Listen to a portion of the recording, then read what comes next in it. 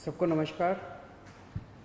कल 20 तारीख है और केंद्र सरकार के दिशा निर्देशों के अनुसार कल से उन क्षेत्रों में जहाँ पे कोरोना का असर कम है या कोरोना नहीं है, वहाँ पे लॉकडाउन के शर्तों में थोड़ी ढील दी जा सकती है। तो हम सब लोगों को बैठ के ये सोचना है कि कल से क्या ढील दी जानी चाहिए और अगर ढील दी जानी चाहिए तो कितनी ढील दी जानी चाहिए। केंद्र सरकार का कहना है कि जो हॉटस्पॉट्स हैं और जो कंटेनमेंट जोन्स हैं उनमें ढील फ़िलहाल नहीं दी जानी चाहिए, क्योंकि वहाँ पे स्थितियाँ ख़राब हैं और अपने को कंट्रोल करने की ज़रूरत है। दिल्ली में 11 ज़िले हैं। दिल्ली के 11 ज़िले हॉटस्पॉट डिक्लेयर किए गए हैं। तो केंद्र सरकार के मुताबिक तो सभी कंटेनमेंट जोन्स में ढील नहीं दी जा सकती। हमने दिल्ली सरकार में अपनी भी असेसमेंट की। पिछले कुछ दिनों में मैंने कई एक्सपर्ट्स से बात की, लोगों से बात की, और उन सारी चर्चाओं का जो नतीजा निकला वो मैं आपके सामने रखना चाहता हूँ।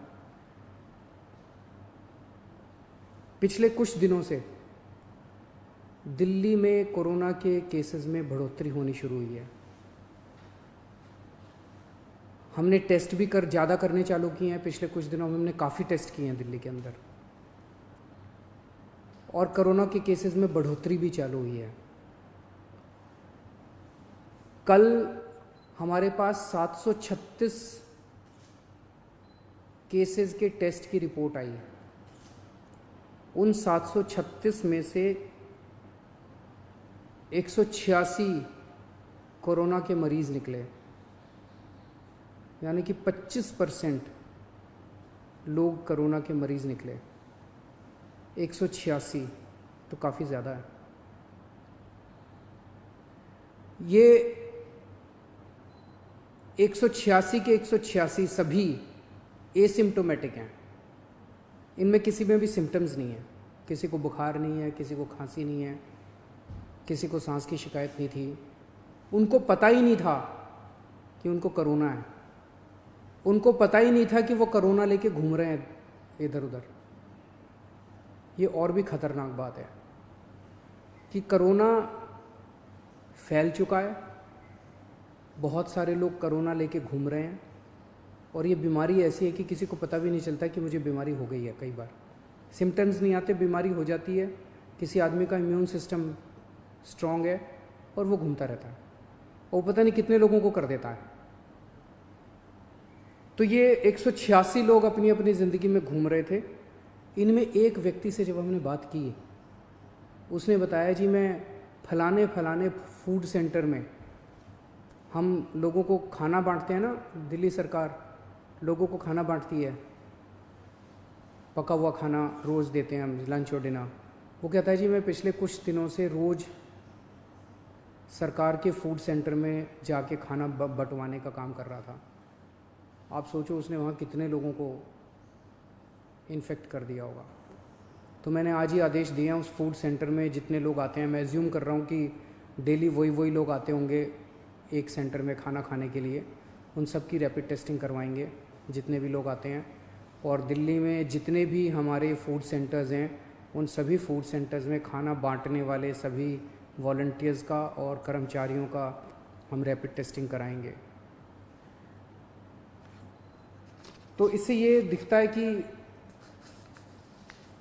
दिल्ली के अंदर इस टाइम फैलना चालू हो गया है। रोज़ कंटेनमेंट जोन्स बढ़ते जा रहे हैं जहाँ पे ऑपरेशन शील्ड लागू किया जाता है। आज की डेट में 77 कंटेनमेंट जोन बन गए हैं दिल्ली के अंदर। हमने कंटेनमेंट जोन्स में रैंडम टेस्टिंग कराई थी। कहीं से 200 का सैंपल लिया, कहीं से 180 का सैंपल लिया, कहीं से, वहाँ पे रैंडम टेस्टिंग कराई थी। वहाँ पे निकल के आया कि कुछ कंटेनमेंट जोन्स जहाँ पे लोगों ने बात मानी, लोगों ने अनुशासन का पालन किया, लोग अपने अपने घरों में रहे, वहाँ पे एक भी नया केस नहीं आया। लेकिन जहाँ लोगों ने बात नहीं मानी और लोग गलियों में निकल आए, हम उस कंटेनमेंट जोन के अंदर किसी को नहीं आने देते, बाहर किसी को नहीं जाने देते, लेकिन अंदर लोग एक दूसरे के घर में जाते रहते हैं। लोग नहीं मानते, काफ़ी उनको मनाने की कोशिश की जाती है, सख्ती करने की कोशिश की जाती है, लेकिन कई जगह लोग नहीं मानते। जैसे मैंने कल आपको जहांगीरपुरी का उदाहरण दिया। जहांगीरपुरी की एक गली, उसके अंदर एक ही परिवार के कई सारे घर थे, चाचे मामे ताया ये सब। उनमें एक ही परिवार के 26 केस पॉजिटिव निकले, क्योंकि वो माने ही नहीं। कंटेनमेंट जोन होने के बावजूद वो एक दूसरे के घरों में जाते रहे।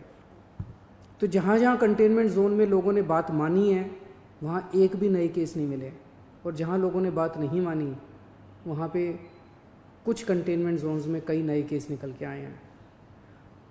तो एक चीज़ तो यह है कि दिल्ली में कोरोना तेजी से फैल रहा है, पर अभी स्थिति नियंत्रण के बाहर नहीं है, स्थिति नियंत्रण में है। स्थिति चिंताजनक है, पर घबराने की ज़रूरत नहीं है। अपने को सबको अनुशासन में रह के इसको कंट्रोल करने की ज़रूरत है। आज दिल्ली में टोटल 1893 केस हैं, मोटा मोटा 1900 मान लो, 1900 केस हैं। 1900 में से 26 आईसीयू में हैं और 6 वेंटिलेटर पे हैं। लगभग 43 लोगों की मौत हो चुकी है। 26 आईसीयू में, 6 वेंटिलेटर पे हैं। आप सोच के देखो कि अगर लॉकडाउन नहीं होता तो क्या होता। दूसरे देशों का जो हाल है, भगवान ना करे अगर ऐसा अपने देश में होता, अगर लॉकडाउन ना होता, मान लो 3000 लोगों को आईसीयू की ज़रूरत पड़ जाती, मान लो 2-2.5 हज़ार लोगों को वेंटिलेटर की ज़रूरत पड़ जाती है, और ज़्यादा लोगों को। इतने तो आईसीयू ही नहीं थे, इतने तो वेंटिलेटर ही नहीं है। इटली में, स्पेन में, अमेरिका में यही देखने को मिल रहा है कि आईसीयू कम पड़ गए, वेंटिलेटर कम पड़ गए, अस्पताल की व्यवस्थाएं कम पड़ गई। सड़कों के ऊपर, अस्पताल के बाहर लोग पड़े हुए हैं जिनको इलाज नहीं मिल पा रहा। अगर लॉकडाउन नहीं होता तो स्थिति ऐसी हो सकती थी। लॉकडाउन की वजह से केसेस कम हैं फिलहाल। आज दिल्ली में पूरे देश की 2% जनसंख्या रहती है, लेकिन पूरे देश के जितने कोरोना के मामले हैं उसका 12% मामले कोरोना के दिल्ली में हैं। क्यों? दिल्ली देश की राजधानी है, इसीलिए दिल्ली को कोरोना की सबसे मुश्किल लड़ाई इस टाइम दिल्ली लड़ रही है। पिछले 2-2.5 महीने के अंदर विदेशों से जितने लोग आए वही लेके आए कोरोना विदेशों से, अपने देश में तो था नहीं। जितने विदेशों से लोग आए, सबसे ज़्यादा लोग दिल्ली में आए, क्योंकि दिल्ली देश की राजधानी है। अंतर्राष्ट्रीय एयरपोर्ट और भी कई जगह है, लेकिन सबसे ज़्यादा लोग यहाँ आते हैं। सबसे ज़्यादा लोग यहाँ आए, उनको हमने क्वारंटाइन में रखा, लेकिन उसके पहले नहीं रखा था, बाद में आई गाइडलाइंस। तो सबसे ज़्यादा मार दिल्ली को बर्दाश्त करनी पड़ी। मरकज़ के अंदर जो इंसिडेंट हुआ उसका भी सबसे ज़्यादा मार दिल्ली को बर्दाश्त करनी पड़ी। इसे दिल्ली पे सबसे बड़ी जिम्मेदारी पड़ी। तो आज जब ये निर्णय अपने को लेना है कि कल से कुछ ढिलाई देनी है कि नहीं देनी, मैं भी देना चाहता हूँ ढिलाई। इतनी सख्ती बड़ी मुश्किल हो जाती है। कैसे लोगों का गुजारा चलेगा, कैसे लोगों की रोजी रोटी चलेगी, कैसे लोगों का घर चलेगा। लोग बहुत मुश्किल में हैं, बच्चों के स्कूल बंद हैं। हम भी ढिलाई देना चाहते हैं, लेकिन ढिलाई देना बड़ा आसान है। और ढिलाई दे दी और स्थिति बहुत ख़राब हो गई, और उसके बाद अगर आईसीयू कम पड़ गए और अस्पताल के बेड कम पड़ गए और वेंटिलेटर कम पड़ गए और ऑक्सीजन कम पड़ गई और पता नहीं कितनी अगर जानें चली गई, तो हम कभी अपने आप को माफ़ नहीं कर पाएंगे। इसीलिए इन सब चीज़ों को ध्यान में रखते हुए हमें लगता है अभी थोड़ा संयम बरतने की ज़रूरत है।